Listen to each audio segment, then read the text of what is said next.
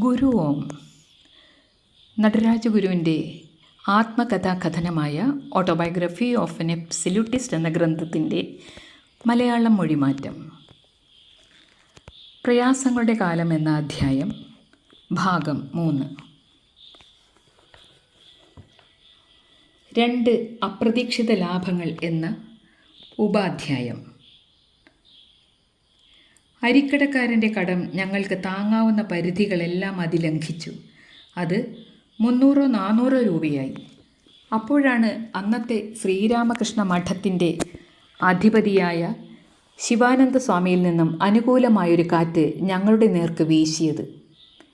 അദ്ദേഹം അന്ന് വിശ്രമാർത്ഥം ഞങ്ങൾ താമസിച്ചിരുന്ന മലയടിവാരത്തിന് അഭിമുഖമായുള്ള ഒരു ബംഗ്ലാവിൽ താമസിക്കുകയായിരുന്നു.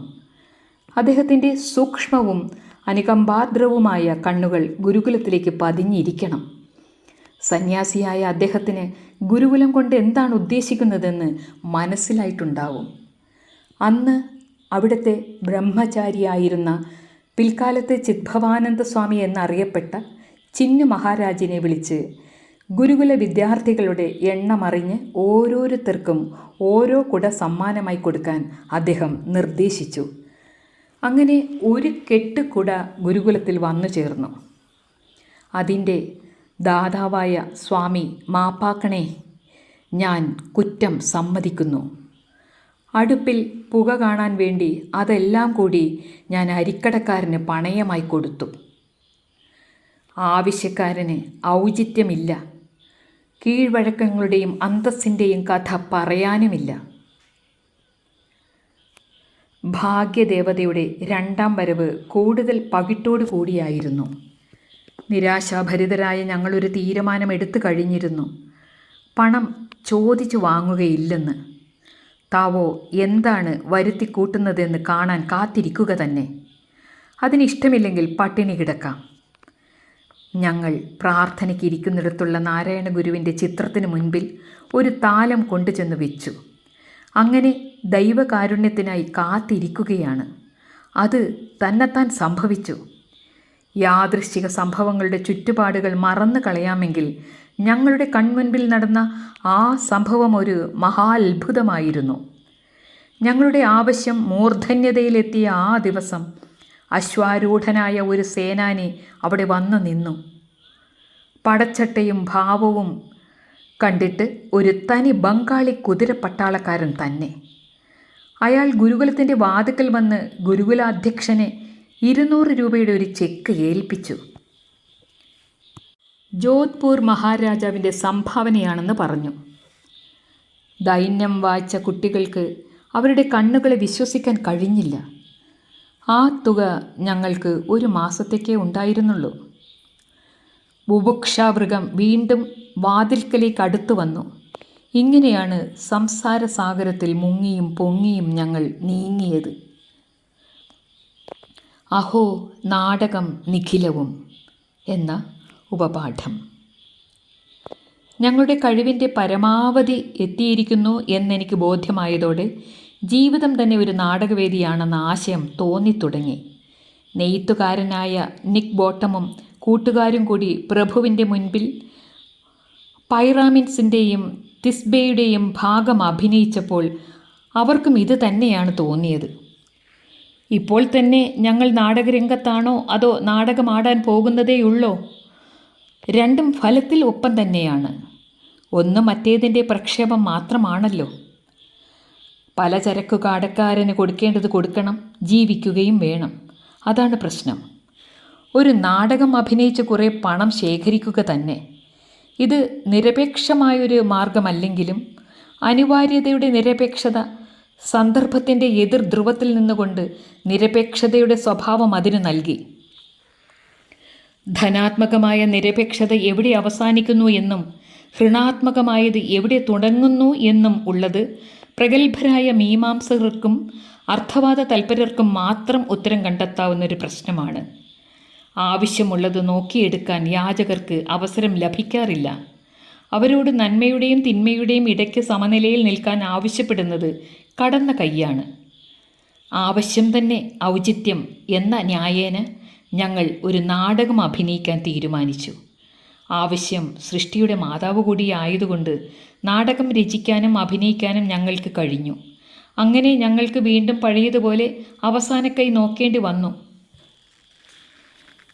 കുറ്റിക്കാട് നിറഞ്ഞ ഒരു കുന്നിൻ പുറത്ത് ഏകനായി പോയിരുന്ന് കുട്ടികൾക്കൊത്ത ഒരു നാടകം രചിക്കുന്നതിനെപ്പറ്റി ഞാൻ ആലോചിച്ചു. ഓരോരുത്തർക്കും ചേരുന്ന രീതിയിൽ സംഭാഷണങ്ങൾ രചിച്ച് യാഥാർത്ഥ്യവും അഭിനയവും തമ്മിൽ അദൃശ്യമായി കഥാപാത്രങ്ങളിൽ സമ്മേളിക്കത്തക്കവണ്ണം സംയോജിപ്പിക്കുക എന്നതായിരുന്നു ആശയം. ഓരോ കുട്ടിയുടെയും പ്രകൃതത്തിനൊത്ത കഥാപാത്ര സൃഷ്ടി നടത്തി നാടകം യാഥാർത്ഥ്യമായും യാഥാർത്ഥ്യം നാടകമായും മാറ്റണം. അങ്ങനെ ദാരിദ്ര്യം എന്നെ ഒരു നാടകകൃത്താക്കി എന്ന് പറഞ്ഞാൽ കഴിഞ്ഞല്ലോ. അത്യാവശ്യത്തിന് ഒരു സുഹൃത്തിനോട് 2 രൂപ കടം ചോദിക്കത്തക്കവണ്ണം പോലും സാമ്പത്തിക ശേഷി എനിക്കില്ല എന്ന വസ്തുത ഈ സംഭവം ഒരിക്കലെങ്കിലും എനിക്ക് വെളിവാക്കി തന്നു. തറ പറ്റിയ പാപ്പരത്തത്തിൽ നിന്ന് അന്ന് ഞാൻ ചെന്ന് തൊട്ടു എന്ന് പറയാം. ഇതായിരുന്നു എൻ്റെ അപരതന്ത്രതയുടെ ഋണാത്മകമായ വശം. ഒരു വിരോധാഭാസമെന്ന നിലയിലല്ലാതെ എനിക്കതിൽ അഭിമാനിക്കാനൊന്നുമില്ല. എന്നാൽ ഇത്രയും മുങ്ങിപ്പോയിട്ടും ഞാൻ ജീവിച്ചു എന്നതിൽ അഭിമാനം തോന്നുന്നുണ്ട്. ഒടുക്കം വന്നവന് ആദ്യം എന്ന ന്യായപ്രകാരമായിരിക്കും അത് സംഭവിച്ചത്. ഇല്ലാത്തവൻ്റെ കയ്യിൽ നിന്ന് അല്പം ഉള്ളതും കൂടി എടുത്ത് ഉള്ളവന് കൂടുതൽ കൊടുക്കുന്ന വിധിയുമാകാം ഇതെല്ലാം വരുത്തി വെച്ചത്. അങ്ങനെ ഞാൻ പരമശൂന്യതയിലെത്തിയപ്പോൾ എനിക്ക് ഭയമില്ലാതായി. അനിവാര്യമായ ആവശ്യത്തിൻ്റെയും ആഡംബരത്തിൻ്റെയും ഇടയിൽ മാറി ചലിച്ചുകൊണ്ടിരുന്ന എനിക്ക് ആന്തരികമായ പുതിയൊരു ഉണർവും ധീരതയും ഉണ്ടായി. രണ്ടിനോടും ഞാൻ ഉള്ളാലെ യാത്ര പറഞ്ഞു. എന്നിട്ട് ഏതിനും എപ്പോഴും സന്നദ്ധൻ എന്ന നിലയിൽ ഉരുക്കുപോലെ ഉറച്ചു നിന്നു. ഇതൊരു വലിയ നേട്ടം തന്നെയായിരുന്നു. ഇന്ദ്രജാലം കൊണ്ടെന്ന വണ്ണം ഒരു സംഗീത നാടകത്തിന് രൂപം കിട്ടി. ഗീതാഗോവിന്ദത്തിൻ്റെ പശ്ചാത്തലത്തിലുള്ളതാണ് ഇതിവൃത്തം. രാധാകൃഷ്ണന്മാരുടെ നിഗൂഢ പ്രേമബന്ധത്തെ ഓർമ്മിപ്പിക്കുന്ന രാധ രാധ എന്ന വിളികൊണ്ട് മധുരാപുരി ഇന്നും മുഖരിതമാണല്ലോ.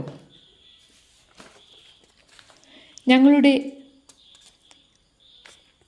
ദുരന്തപൂർണമായ ജീവിതത്തിലെ കരുവാളിച്ച വശത്തിൻ്റെ ദോഷം സരളവും സ്വച്ഛന്തവുമായ എന്തെങ്കിലും കൊണ്ട് പരിഹരിക്കേണ്ടതുണ്ട്. അങ്ങനെ രാധാകൃഷ്ണ കഥ ഇതിവൃത്തമാക്കി. കൃഷ്ണലീല എന്ന നാടകത്തിന് പേരുമിട്ടു. 4-5 ദിവസം ഒരു കാട്ടിൽ ഏകാഗിയായി പോയി ഇരുന്നാണ് ആ നാടകം എഴുതി തീർത്തത്. 1-2 കുറുനരികൾ എന്നെ വന്ന് നോക്കിയിട്ട് തിരിഞ്ഞു പോയതായി ഇപ്പോഴും ഓർക്കുന്നു. എൻ്റെ സർഗപ്രതിഭയെ നിർബന്ധിച്ചാണ് ഇത് രചിച്ചത്. അങ്ങനെ പല പരീക്ഷണങ്ങളും പ്രമാദങ്ങളും കടന്ന് ശരിയായൊരു സംഗീത നാടകം ഞാൻ ചമച്ചു വെച്ചു എന്ന് പറയാം. അതിലെ ചില ഗാനങ്ങൾ ഞങ്ങളുടെ സ്റ്റാഫിലെ ഒരംഗമായ ആർട്ടിസ്റ്റ് രാമനാണ് രചിച്ചത്. നാടകം തയ്യാറായി. 5 ദിക്കുകളിൽ കളിച്ചു. നീലഗിരിയിൽ തന്നെ 2ഇടത്തും, എറണാകുളത്തും പരവൂരും കൊച്ചിയിലും. ആ നീണ്ട കഥയങ്ങ് ചുരുക്കി പറയാം. ഞങ്ങൾ പലചരക്ക് കടക്കാരൻ്റെ കടം തീർത്ത് പിന്നെയും കുറച്ചുനാൾ ജീവിക്കത്തക്കവണ്ണം മടങ്ങിയെത്തി. എന്നാലും ഞങ്ങളുടെ ദൈന്യതയ്ക്ക് അറുതി വന്നില്ല. മസൂരി അപരാധം അപമാനം എന്ന ഉപാധ്യായം. ഗുരുകുലം നടത്താനുള്ള യത്നത്തിൻ്റെ ആദ്യത്തെ അധ്യായം പരിപൂർണ പരാജയമായി കലാശിച്ചത് ക്രൂരമായ ഒരു രൂപത്തിലാണ്. വെറും പട്ടിണിയും പരിവട്ടവും കീറത്തുണിയും അഴുക്കും എന്നതിനെല്ലാം പുറമെ ഒരു മസൂരിയും വന്നുകൂടി. പകുതി കുട്ടികളെയും മാറ്റി താമസിപ്പിക്കേണ്ടതായി വന്നു. ഊട്ടിയിലെ അന്നത്തെ ഹെൽത്ത് ഓഫീസറായിരുന്ന ശ്രീ കുട്ടിയേട്ടൻ രാജ കുട്ടികൾക്ക് പാലും റൊട്ടിയും വെണ്ണയും കാരുണ്യപൂർവ്വം പ്രത്യേക റേഷനായി അനുവദിച്ചു തന്നു. അവരെ ഒരു ട്രക്കിൽ കയറ്റിയാണ് ഐസൊലേഷൻ ക്യാമ്പിൽ കുത്തിവെപ്പിക്കാനും കിടത്താനും കൊണ്ടുപോയത്. നെപ്പോളിയൻ്റെയും അലക്സാണ്ടറുടെയും സൈന്യത്തിനും സംഭവിച്ചതുപോലെ പ്രതികൂല പരിതസ്ഥിതി വന്നപ്പോൾ ഗുരുകുലത്തിനകത്തും അന്തഛിദ്രമുണ്ടായി. അന്തേവാസികൾ ഗുരുവിനെ ചീത്ത മനുഷ്യനെന്ന് കരുതാൻ തുടങ്ങി. അദ്ദേഹത്തെ അനുസരിക്കുന്നത് വീണ്ടും വീണ്ടും കുഴപ്പത്തിലേക്ക് നയിക്കുന്നു എന്നതാണ് അതിന് കാരണം. ഇനി അപരാധത്തിൻ്റെ കാര്യം. അത് ജയിൽ വിമുക്തനായ ഒരു സന്ദർശകൻ്റെ രൂപത്തിലാണ് എത്തിയത്. അയാൾ ഒരു വാച്ച് മോഷ്ടിച്ചു. ഗുരുകുലത്തിൽ ഒരു അർദ്ധാന്തേവാസിയായിട്ടാണ് മൂപ്പർ കഴിഞ്ഞത്. ജയിലിൽ വിമുക്തനായ ശേഷം അയാൾ ഒരു സഞ്ചാരിയായ സന്യാസിയെപ്പോലെ ഇടയ്ക്കും മുറയ്ക്കും ഞങ്ങളുടെ കൂടെ വന്ന് താമസിക്കും. ഗുരുകുലത്തിൻ്റെ അയൽപക്കത്തൊരു രാമനാഥനുണ്ട്. അയാൾ ഗുരുകുലത്തിൽ കൂടെ വന്ന് അന്തേവാസികളിൽ ചിലരെ ഫ്രഞ്ച് പാഠം പഠിപ്പിച്ചിരുന്നു. ഈ ഫ്രഞ്ച് അധ്യാപകനാണ് യോഗിസ്വാമി ഒരു ജയിൽ പുള്ളിയാണെന്ന് അന്തേവാസികളോട് പറഞ്ഞു കൊടുത്തത്. ഇത് യോഗിസ്വാമിക്ക് ഇഷ്ടമായില്ല. അയാൾ ഒരു വികട സ്വഭാവക്കാരനും കൂടിയാണ്. അയാൾ തക്കം നോക്കി പതിയിരുന്ന് ആ അധ്യാപകനെ ഒരു തടിയൻ വടി കൊണ്ട് അടിച്ചിട്ട് കടന്നു കളഞ്ഞു. മുതിർന്ന കുട്ടികളും സംസ്കൃത അധ്യാപകൻ മാധവാചാര്യരും കൂടി അയാളെ പിന്തുടർന്ന് ഊട്ടിക്കമ്പോളം വരെ ഓടി. എന്നാൽ ആ ഖലൻ ഊട്ടിയിൽ താമസിച്ചിരുന്ന ഞങ്ങളുടെ 2 സുഹൃത്തുക്കളുടെ വീട്ടിൽ അഭയം തേടി. അവർ 2 പേരും കൂടി കുട്ടികളെ പറഞ്ഞ് സമാധാനിപ്പിച്ച് തിരിച്ചയച്ചു. വൈകുന്നേരത്ത് അയാളെയും കൂട്ടി മാപ്പ് ചോദിക്കാൻ വരാമെന്നാണ് കരാർ. അവർ പറഞ്ഞതുപോലെ ചെയ്തു. പക്ഷേ റെയിൽ റോഡ് വഴി അവർ വരുമ്പോൾ അനുരഞ്ജനത്തിന് വേണ്ടി കൂട്ടിക്കൊണ്ടുവരികയായിരുന്ന അയാളെ കുട്ടികൾ ചേർന്ന് തല്ലി. ഇത് എൻ്റെ അറിവോടുകൂടിയല്ല എന്ന് മാത്രമല്ല, എൻ്റെ ആഗ്രഹത്തിന് വിപരീതവുമാണ് എന്ന് കുട്ടികൾക്ക് നന്നായി അറിയാമായിരുന്നു. സ്വാഭാവികമായും അനുരഞ്ജനത്തിന് വന്നവർ ക്ഷോഭിച്ച് വശായി. അവർ ഊട്ടിയിലേക്ക് മടങ്ങി. 5 പേർ ചേർന്ന് ഗൂഢാലോചന നടത്തി കയ്യേറ്റം ചെയ്തു എന്ന് ചട്ടത്തിനകത്ത് ഒപ്പിക്കത്തക്ക ഒരു കേസ് കൊടുക്കാനാണ് അവർ തീരുമാനിച്ചത്. ഗുരുകുലാധ്യക്ഷൻ്റെ പേരിൽ പ്രേരണാകുറ്റവും. എന്നെ മജിസ്ട്രേറ്റിൻ്റെ മുൻപിൽ ഹാജരാക്കി. കോടതി ജനനിബിഡമായിരുന്നു. 2 കൂട്ടരുടെയും പൊതുമിത്രങ്ങൾ ഇടപെട്ട് നടത്തിയ അനുരഞ്ജന സംഭാഷണങ്ങൾ 2 പ്രാവശ്യം വിഫലമായി. വാദികൾ ജ്യേഷ്ഠാനുജന്മാരായിരുന്നു. അവർ നിയമപ്രകാരമുള്ള ശിക്ഷ കൊടുപ്പിച്ചേ അടങ്ങൂ എന്ന മട്ടിൽ നിലയായി. പെട്ടെന്ന് പൊതുജനാഭിപ്രായം അവർക്കെതിരായി തിരിഞ്ഞു. എങ്കിലും ഒരു മുതിർന്ന കുട്ടിക്ക് പിഴ ഒടുക്കേണ്ടി വന്നു. മറ്റുള്ളവരെ കുട്ടികളെന്ന പരിഗണനയിൽ താക്കീത് ചെയ്തു വിട്ടു. കൃത്യസ്ഥലം പരിശോധിച്ചതിൽ ഗുരുകുല അധ്യക്ഷൻ്റെ പേരിലുള്ള പ്രേരണാകുറ്റത്തിന് അടിസ്ഥാനമില്ലെന്ന് തെളിഞ്ഞു. അങ്ങനെ ഞാൻ എൻ്റെ ആദ്യത്തെ ക്രിമിനൽ കുറ്റവിചാരണയിൽ നിന്ന് കുറ്റവാളിയല്ലെന്ന വിധിയോടെ പുറത്തു വന്നു. ഇനി അപമാനത്തെപ്പറ്റി പറയാം.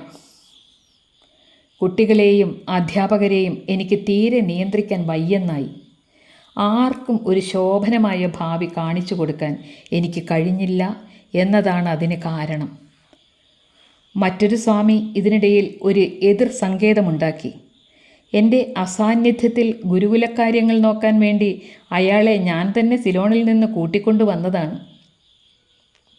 എൻ്റെ വിശ്വസ്ത ശിഷ്യന്മാർ പലരും എന്നെ കൈവിട്ട് മറ്റേ താവളത്തിൽ പറ്റിക്കൂടി.